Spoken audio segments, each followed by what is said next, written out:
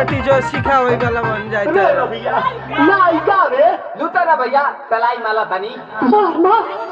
नितला ना नितला जल्दी नितला बाला नितला ना नितला जल्दी नितला बाला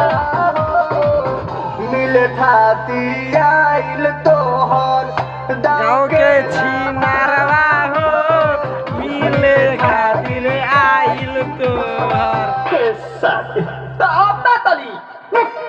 सोचता नहीं बड़ा बाबा झट से कराई तो सुनो मामा से हमारा मिला ना मायरा ना तो हम देई के मुएग जे पर ना हो कुछ बची गावा कानी गावा एक मिनट भाभी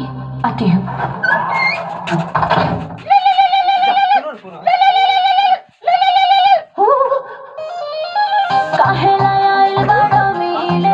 भीतर से